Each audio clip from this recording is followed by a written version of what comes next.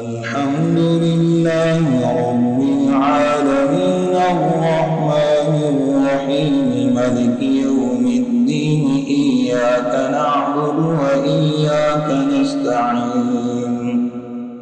اهدنا الصراط المستقيم صراط الذين أنعمت عليهم غير المغضوب عليهم ولا الضالين.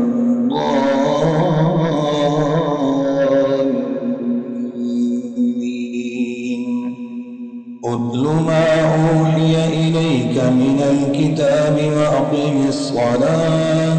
إن الصلاة تنهى عن الفحشاء والمنكر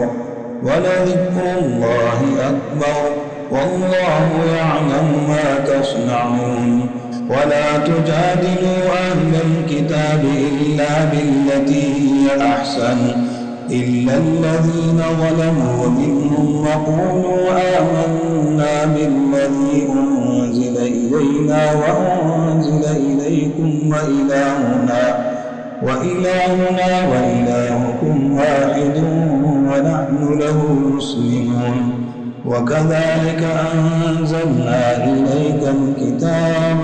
فالذين آتيناهم الكتاب يؤمنون به ومن هؤلاء من يؤمن به وما يجحد بآياتنا إلا الكافرون. وما كنت تتلو من قبله من كتاب ولا تخطه بيمينك إذا لارتاب المبطلون بل هو آيات بينات في صدور الذين أوتوا العلم وما يجحد بآياتنا إلا الظالمون. وقالوا لولا أنزل عليه آيات من ربه قل إنما الآيات عند الله وإنما أنا نذير مبين. أولم يكفهم أنا أنزلنا عليك الكتاب يتلى عليهم إن في ذلك لرحمة وذكرى لقوم يؤمنون. قل كفى بالله بيني وبينكم شهيدا يعلم ما في السماوات والأرض والذين آمنوا بالباطل وكفروا بالله أولئك هم الخاسرون. ويستعجلونك بالعذاب ولولا أجل مسمى لجاءهم العذاب وليأتينهم بغتة وهم لا يشعرون. يستعجلونك بالعذاب وإن جهنم لمحيطة بالكافرين يوم يغشاهم العذاب من فوقهم ومن تحت أرجلهم ويقول ذوقوا ما كنتم تعملون. يا عبادي الذين آمنوا إن أرضي واسعة فإياي فاعبدون. كل نفس ذائقة الموت ثم إلينا ترجعون. والذين آمنوا وعملوا الصالحات لنبوئنهم من الجنة غرفا تجري من تحتها الأنهار خالدين فيها نعم أجر العاملين الذين صبروا وعلى ربهم يتوكلون. وكأين من دابة لا تحمل رزقها الله يرزقها وإياكم وهو السميع العليم. ولئن سألتهم من خلق السماوات والأرض وسخر الشمس والقمر ليقولن الله فأنى يؤفكون. الله يبسط الرزق لمن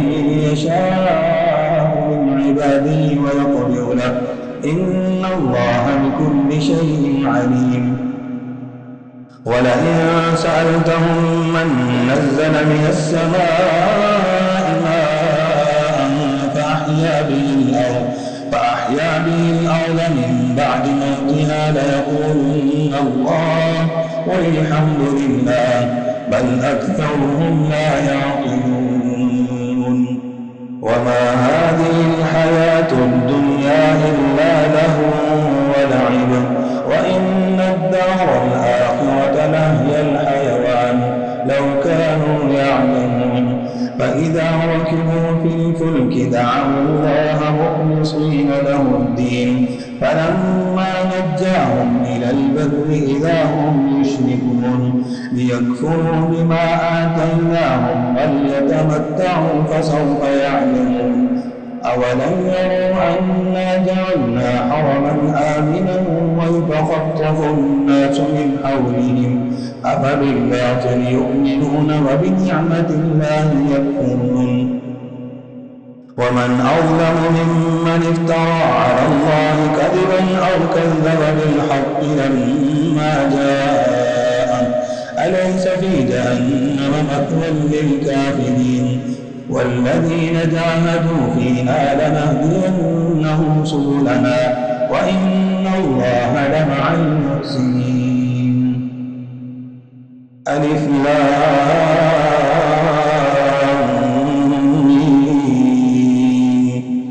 غلبت الروم في أدنى الأرض وهم من بعد غلبهم سيغلبون في بضع سنين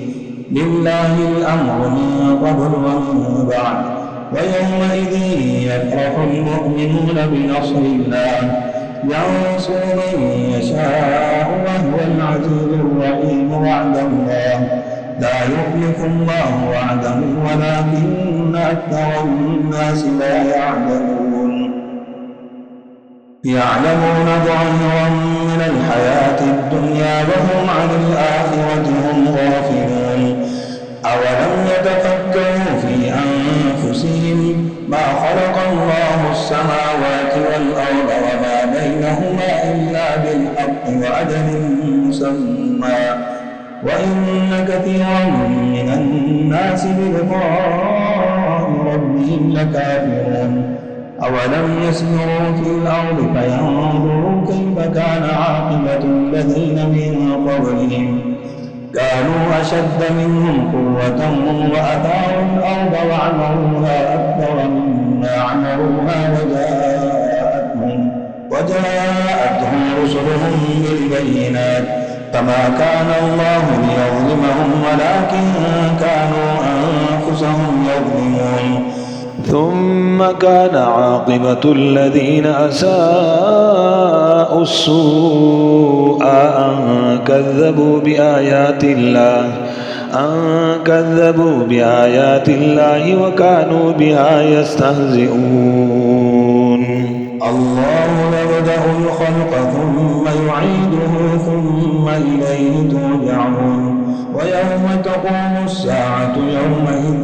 ويوم تقوم الساعة يبلس المجرمون ولم يكن لهم من شركائهم شفعاء وكانوا بشركائهم كافرين ويوم تقوم الساعة يومئذ يتفرقون فأما الذين آمنوا وعملوا الصالحات فهم في روضة يحلمون وأما الذين كفروا وكذبوا بآياتنا ولقاء الآخرة فأولئك في العذاب محضرون فسبحان الله حين تمسون وحين تصبحون وله الحمد في السماوات والأرض وعشيا وحين تظهرون يخرج الحي من الميت ويخرج الميت من الحي ويحيي الأرض بعد موتها وكذلك تخرجون ومن آياته أن خلقكم من تراب ثم إذا أنتم بشر تنتشرون ومن آياته أن خلق لكم من أنفسكم أزواجا لتسكنوا إليها وجعل بينكم مودة ورحمة إن في ذلك لآيات لقوم يتفكرون ومن آياته خلق السماوات والأرض واختلاف ألسنتكم وألوانكم إن في ذلك لآيات للعالمين ومن آياته منامكم بالليل والنهار وابتغاؤكم من فضله إن في ذلك لآيات لقوم يسمعون ومن آياته يريكم البرق خوفا وطمعا وينزل من السماء ماء فيحيي به الأرض بعد موتها إن في ذلك لآيات لقوم يعقلون ومن آياته أن تقوم السماء والأرض بأمره ثم إذا دعاكم دعوة من الأرض إذا أنتم تخرجون وله من في السماوات والأرض كل له قانتون وهو الذي يبدأ الخلق ثم يعيده وهو أهون عليه وله المثل الأعلى في السماوات والأرض وهو العزيز الحكيم ضرب لكم مثلا من أنفسكم هل لكم مما ملكت أيمانكم من شركاء فيما رزقناكم فأنتم فيه سواء تخافونهم كخيفتكم أنفسكم كذلك نفصل الآيات لقوم يعقلون بل اتبع الذين ظلموا أهواءهم بغير علم فمن يهدي من أضل الله وما لهم من ناصرين فأقم وجهك للدين حنيفا فطرة الله التي فطر الناس عليها لا تبديل لخلق الله ذلك الدين القيم ولكن أكثر الناس لا يعلمون منيبين إليه واتقوه وأقيموا الصلاة ولا تكونوا من المشركين من الذين فرقوا دينهم وكانوا شيعا كل حزب بما لديهم فرحون وإذا مس الناس ضر دعوا ربهم منيبين إليه ثم إذا أذاقهم منه رحمة إذا فريق منهم بربهم يشركون ليكفروا بما آتيناهم فتمتعوا فسوف تعلمون أم أنزلنا عليهم سلطانا فهو يتكلم بما كانوا به يشركون وإذا أذقنا الناس رحمة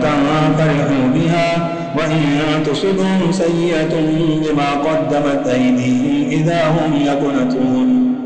أولم يروا أن الله يبسط الرزق لمن يشاء ويقدر إن في ذلك لآيات لقوم يؤمنون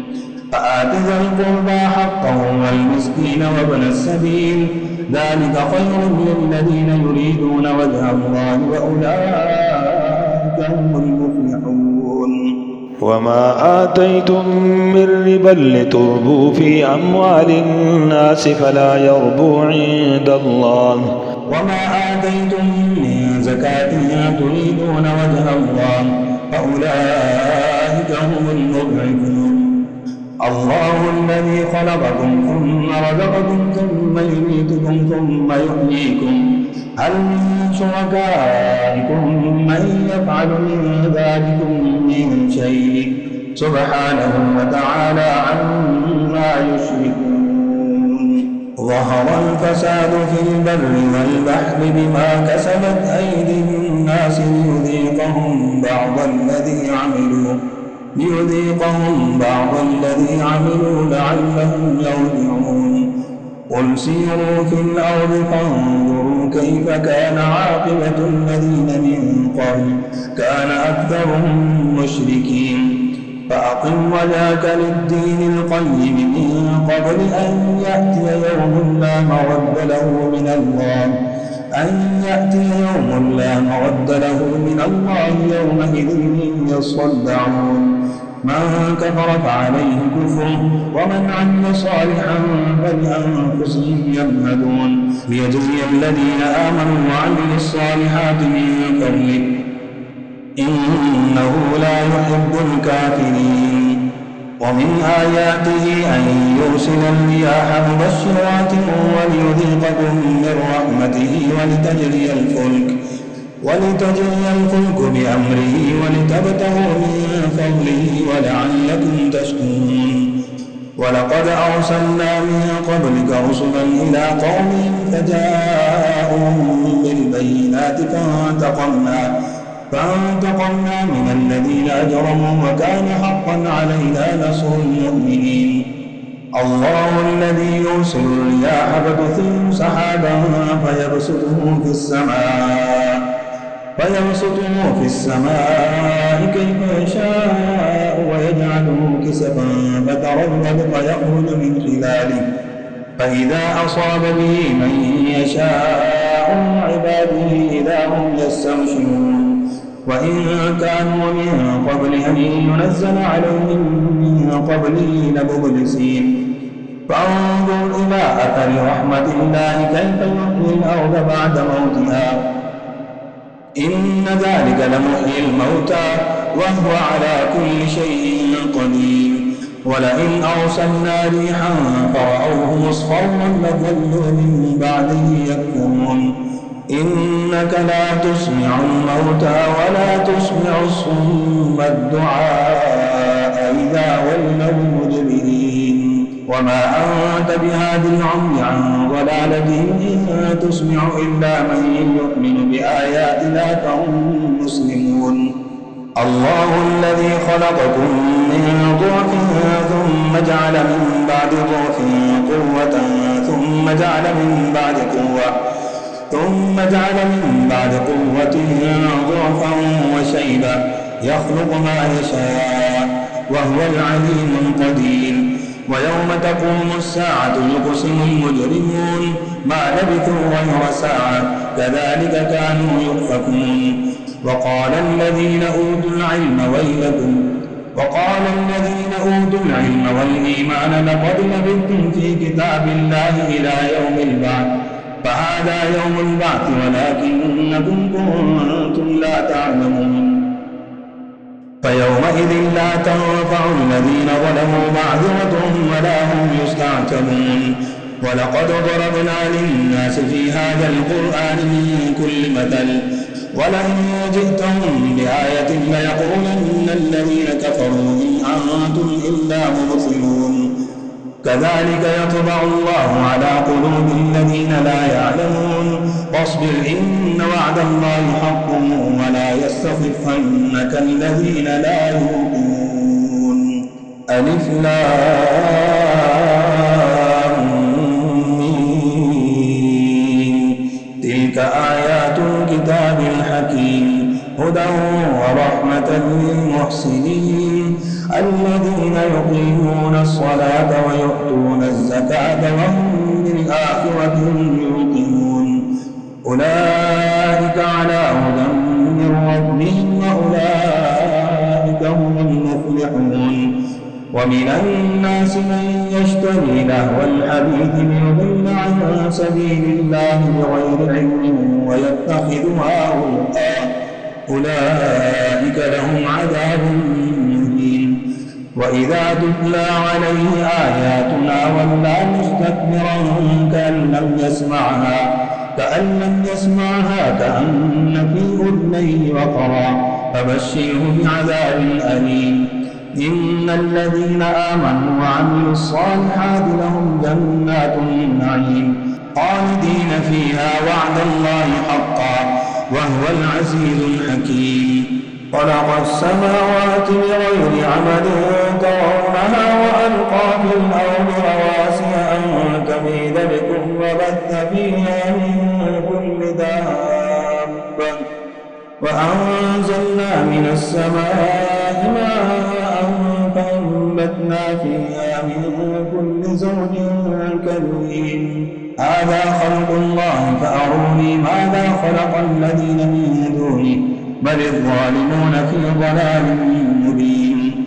ولقد آتينا لقمان الحكمة أن اشكر لله ومن يشكر فإنما يشكر لنفسه ومن كفر فإن الله غني حميد. وإذ قال لقمان لابنه وهو يعظه يا بني لا تشرك بالله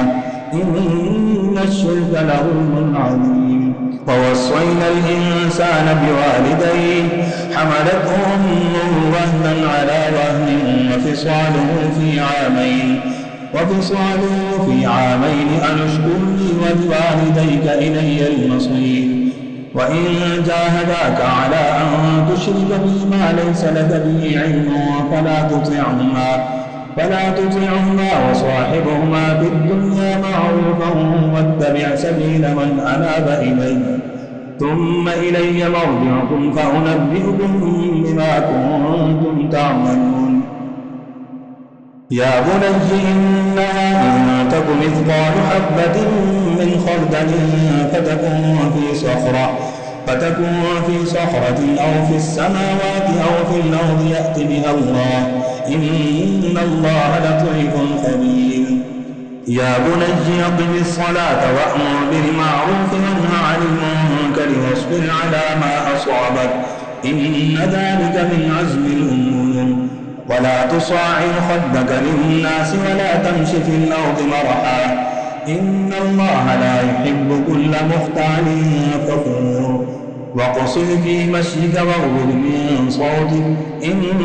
أنكر الأصوات لصوت الحمير. ألم تروا أن الله سخر لكم ما في السماوات وما في الأرض وأسبغ عليكم نعمه ظاهرة وباطنة ومن الناس من يجادل في الله بغير علم ولا هدى ولا كتاب منير. وإذا قيل لهم اتبعوا ما أنزل الله قالوا بل نتبع ما وجدنا عليه آباءنا أولو كان الشيطان يدعوهم إلى عذاب السعير. ومن يسلم وجهه إلى الله وهو محسن فقد استمسك بالعروة الوثقى وإلى الله عاقبة الأمور. ومن كفر فلا يحزنك كفره إلينا مرجعهم فننبئهم بما عملوا إن الله عليم بذات الصدور. نمتعهم قليلا ثم نضطرهم إلى عذاب غليظ. ولئن سألتهم من خلق السماوات والأرض ليقولن الله قل الحمد لله بل أكثرهم لا يعلمون. لله ما في السماوات والأرض إن الله هو الغني الحميد. ولو أن ما في الأرض من شجرة أقلام والبحر يمده من بعده 7 أبحر ما نفذت كلمات الله إن الله عزيز حكيم. ما خلقكم ولا بعثكم إلا كنفس واحدة إن الله سميع بصير. ألم تر أن الله يولج الليل في النهار ويولج النهار في الليل وسخر الشمس والقمر كل يجري إلى أجل مسمى وأن الله بما تعملون خبير. ذلك بأن الله هو الحق وأن ما تدعون من دونه الباطل وأن الله هو العلي الكبير. ألم تر أن الفلك تجري في البحر بنعمة الله ليريكم من آياته إن في ذلك لآيات لكل صبار شكور. وإذا غشيهم موج كالظلل دعوا الله مخلصين له الدين فلما نجاهم إلى البر فمنهم مقتصد وما يجحد بآياتنا إلا كل ختار كفور. يا أيها الناس اتقوا ربكم واخشوا يوما لا يجزي والد عن ولده ولا مولود هو جاز عن والده شيئا إن وعد الله حق فلا تغرنكم الحياة الدنيا ولا يغرنكم بالله الغرور. إن الله عنده علم الساعة وينزل الغيث ويعلم ما في الأرحام وما تدري نفس ماذا تكسب غدا وما تدري نفس بأي أرض تموت إن الله عليم خبير. ألف لام ميم. تنزيل الكتاب لا ريب فيه من رب العالمين. أم يقولون افتراه بل هو الحق من ربك لتنذر قوما ما أتاهم من نذير من قبلك لعلهم يهتدون. الله الذي خلق السماوات والأرض وما بينهما في 6 أيام ثم استوى على العرش ما لكم من دونه من ولي ولا شفيع أفلا تتذكرون. يدبر الأمر من السماء إلى الأرض ثم يعرج إليه في يوم كان مقداره 1000 سنة مما تعدون. ذلك عالم الغيب والشهادة العزيز الرحيم الذي أحسن كل شيء خلقه وبدأ خلق الإنسان من طين ثم جعل نسله من سلالة من ماء مهين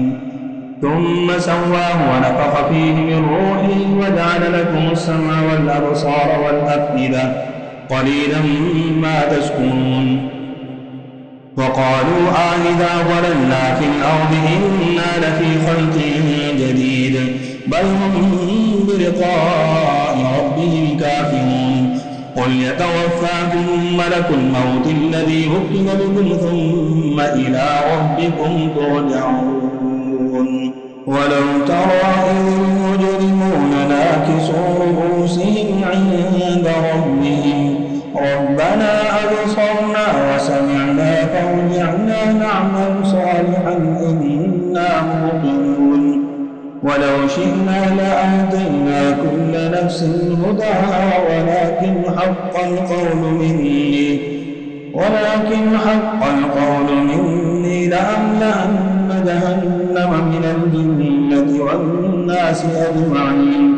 فذوقوا بما نسيتم لقاء يومكم هذا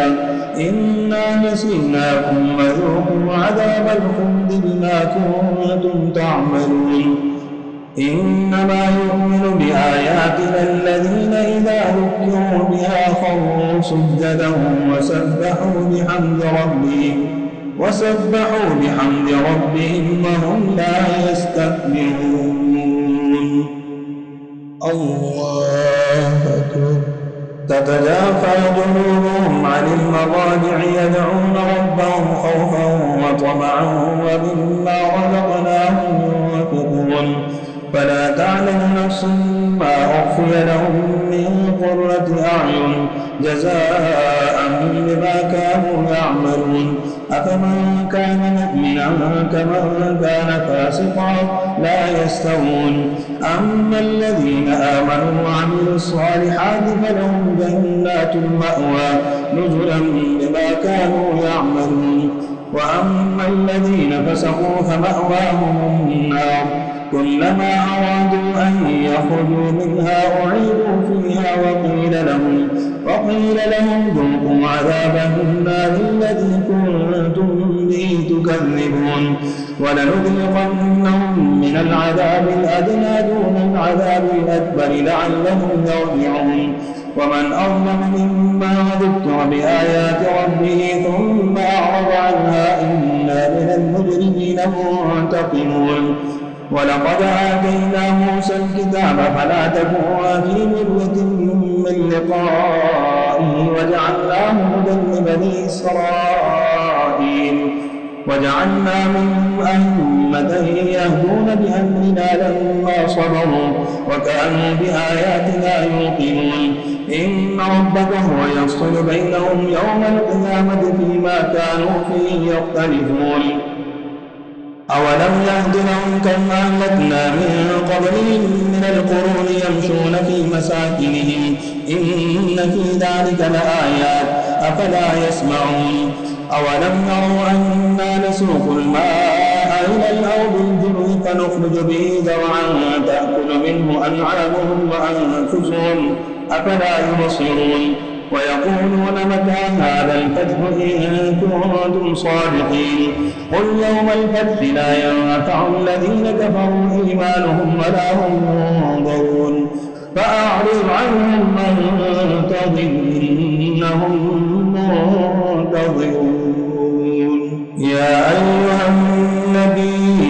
اتق الله ولا تطع الكافرين والمنافقين إن الله كان عليما حكيما واتبع ما يوحى إليك من ربك إن الله كان بما تعملون خبيرا وتوكل على الله وكفى بالله وكيلا ما جعل الله لرجل من قلبين في جوفه وما جعل أزواجكم اللائي تظاهرون منهن أمهاتكم وما جعل أدعياءكم أبناءكم ذلكم قولكم بأفواهكم والله يقول الحق وهو يهدي السبيل ادعوهم لآبائهم هو أقسط عند الله فإن لم تعلموا آباءهم فإخوانكم في الدين ومواليكم وليس عليكم جناح فيما أخطأتم به ولكن ما تعمدت قلوبكم وكان الله غفورا رحيما النبي أولى بالمؤمنين من أنفسهم وأزواجه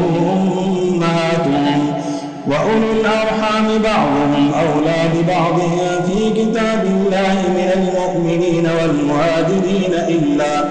إلا أن تفعلوا إلى أوليائكم معروفا كان ذلك في الكتاب مسطورا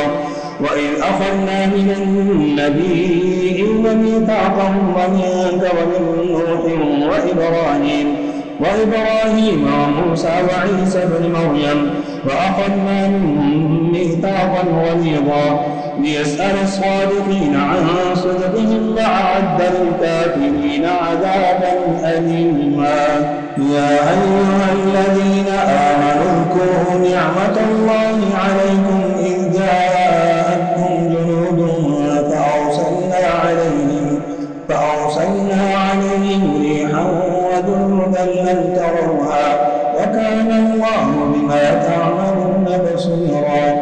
إذ جاءكم من فوقكم ومن أسفل منكم وإذ زاغت الأبصار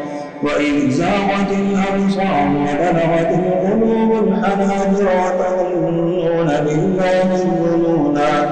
هنالك ابتلي المؤمنون وزلزلوا زلزالا شديدا وإذ يقول المنافقون والذين في قلوبهم مرض ما وعدنا الله ورسوله إلا غرورا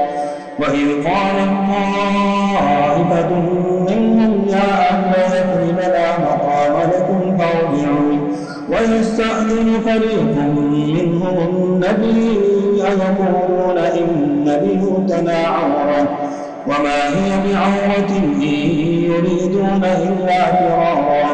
ولو دخلت عليهم من أقطارها ثم سئلوا الفتنة لأتوها وما تلبثوا بها إلا يسيرا ولقد كانوا عاهدوا الله من قبل لا يولون الأدبار وكان عهد الله مسؤولا قل لن ينفعكم الفرار إن فررتم من الموت أو القتل وإذا لا تمتعون إلا قليلا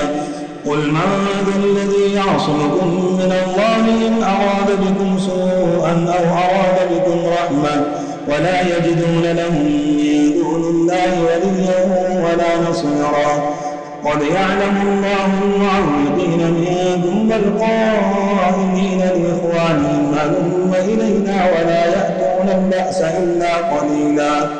أشحة عليكم فإذا جاء الخوف رأيتهم ينظرون إليك تدور أعينهم كالذي يغشى عليه من الموت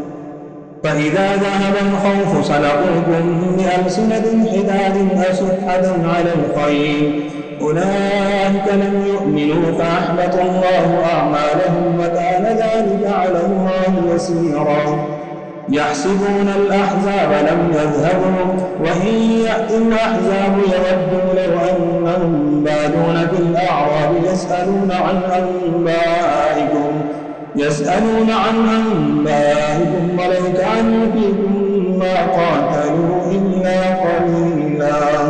لقد كان لكم في رسول الله أسوة حسنة لمن كان يرجو الله واليوم الآخر وذكر الله كثيرا ولما رأى المؤمنون الأحزاب قالوا هذا ما وعدنا الله ورسوله وصدق الله ورسوله وما زادهم إلا إيمانا وتسليما من المؤمنين رجال صدقوا ما عاهدوا الله عليه فمنهم من قضى نحبه ومنهم من ينتظر وما بدلوا تبديلا ليجزي الله الصادقين بصدقهم ويعذب المنافقين إن شاء ويتوب عليهم إن الله كان غفورا رحيما ورد الله الذين كفروا بغيظهم لم ينالوا خيرا وكفى الله المؤمنين القتال وكان الله قويا عزيزا وأنزل الذين ظاهروهم من أهل الكتاب من صياصيهم وقذف في قلوبهم الرعب فريقا تقتلون وتأسرون فريقا وأورثكم أرضهم وديارهم وأموالهم وأرضا لم تطئوها وكان الله على كل شيء قديرا يا أيها النبي قل لأزواجك إن كنتن تردن الحياة الدنيا وزينتها فتعالين أمتعكن وأسرحكن سراحا جميلا وإن كنتن تردن الله ورسوله والدار الآخرة فإن الله أعد للمحسنات منكن أجرا عظيما يا نساء النبي من يأت منكن بفاحشة مبينة يضاعف لها العذاب ضعفين وكان ذلك على الله يسيرا ومن يقنت منكن لله ورسوله وتعمل صالحا نؤتها أجرها مرتين وأعتدنا لها رزقا كريما يا نساء النبي لستن كأحد من النساء إن اتقيتن فلا تخضعن بالقول فيطمع الذي في قلبه مرض وقلن قولا معروفا وقرن في بيوتكن ولا تبرجن تبرج الجاهلية الأولى وأقمن الصلاة وآتين الزكاة وأطعن الله ورسوله إنما يريد الله ليذهب عنكم الرجس أهل البيت ويطهركم تطهيرا واذكرن ما يتلى في بيوتكن من آيات الله والحكمة إن الله كان لطيفا خبيرا إن المسلمين والمسلمات والمؤمنين والمؤمنات والقانتين والقانتات والصادقين والصادقات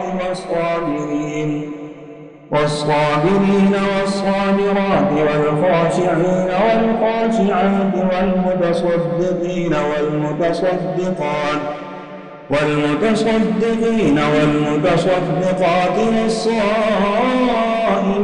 والصائمات والحافظين فروجهم والحافظات والذاكرين الله كثيرا والذاكرات أعد الله لهم مغفرة وأجرا عظيما. وما كان لمؤمن ولا مؤمنة إذا قضى الله ورسوله أمرا أن تكون له وما كان لمؤمن ولا مؤمنة إذا قضى الله ورسوله أمرا أن تكون لهم الخيرة من أمرهم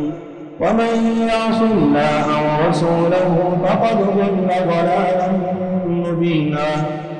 وإذ تقول للذي أنعم الله عليه وأنعمت عليه أمسك عليك زوجك واتق الله وتخفي في نفسك ما الله مبديه وتخشى الناس والله أحق أن تخشاه. فلما قضى زيد منها وطرا زوجناكها لكي لا يكون على المؤمنين حرج في أزواج أدعيائهم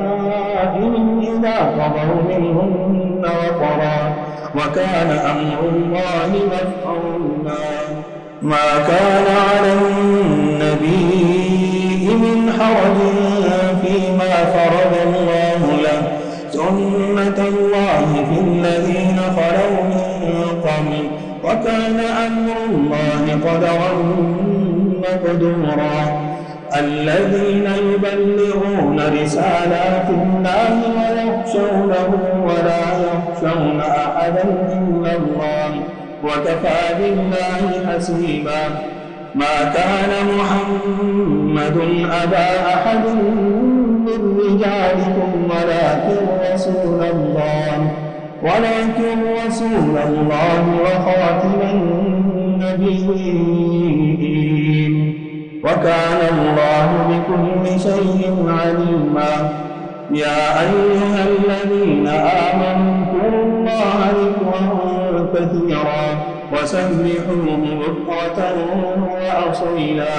هو الذي يصلي عليكم وملائكته ليخرجكم من الظلمات إلى النور وكان بالمؤمنين رحيما. تحيتهم يوم يلقونه سلام وأعد لهم أجرا كريما. يا أيها النبي إنا أرسلناك شاهدا ومبشرا ونذيرا وداعيا إلى الله بإذنه وسراجا منيرا. وبشر المؤمنين بأن لهم من الله فضلا كبيرا. ولا تطع الكافرين والمنافقين ودع أذاهم وتوكل على الله وكفى بالله وكيلا. يا أيها الذين آمنوا إذا نكحتم المؤمنات ثم طلقتموهن من قبل أن تمسوهن فما لكم عليهن من عدة تعتدونها فمتعوهن وسرحوهن سراحا جميلا.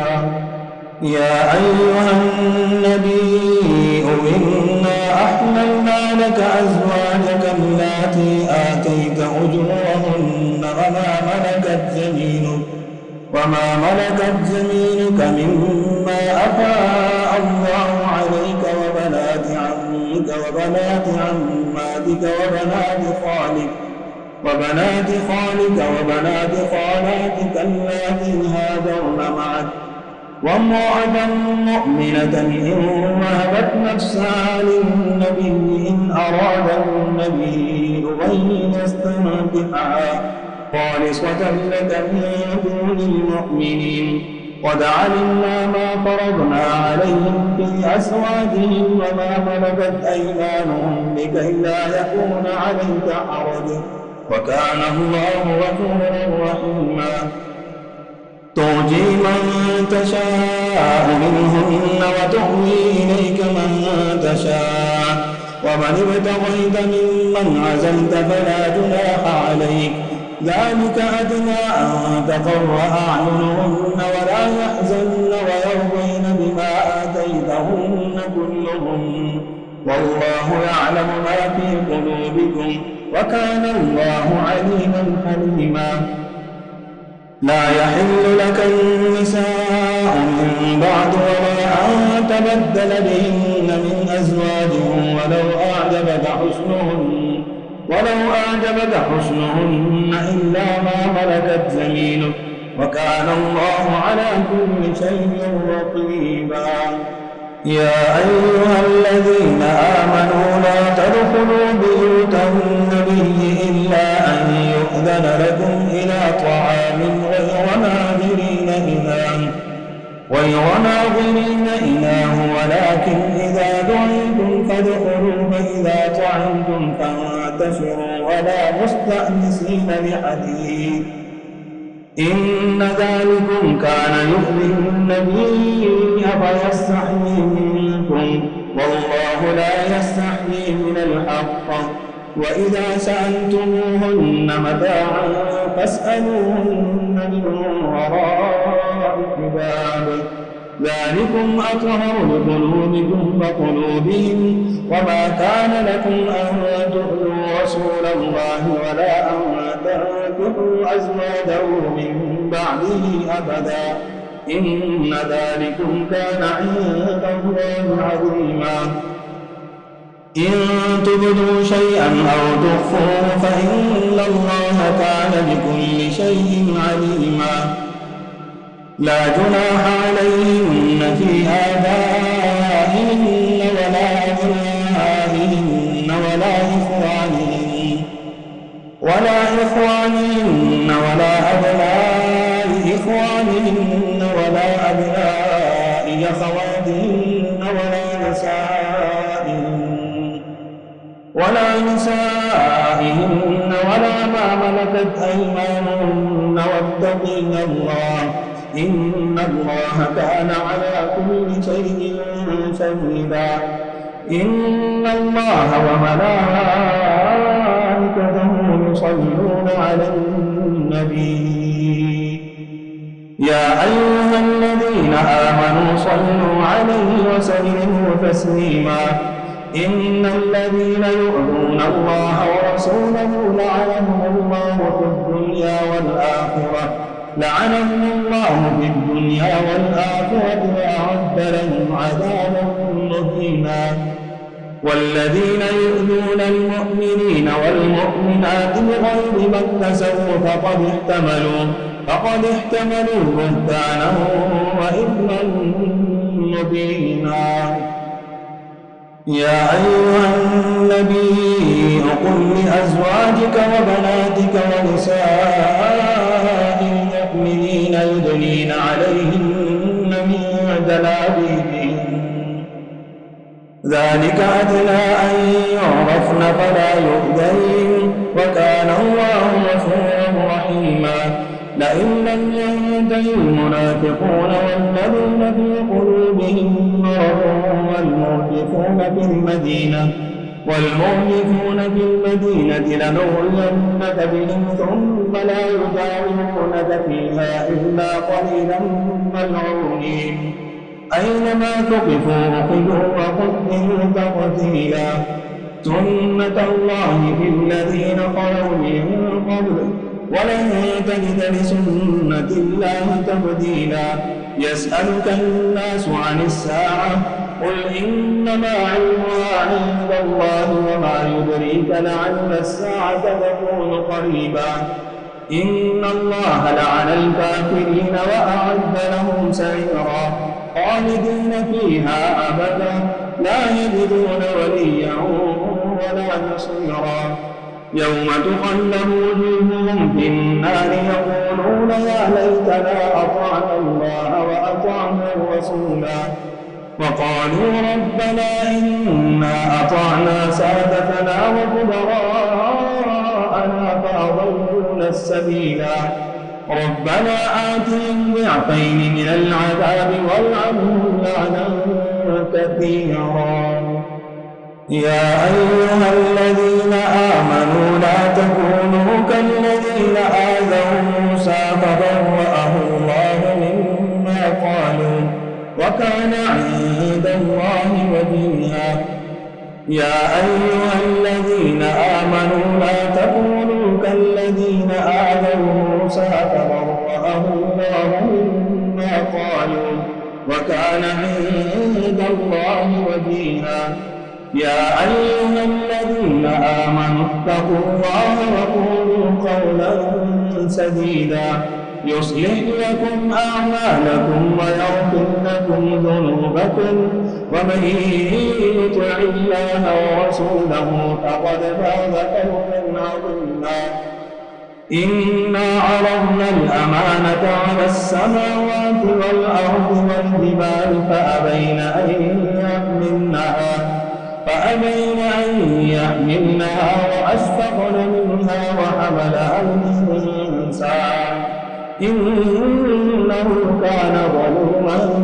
جهولا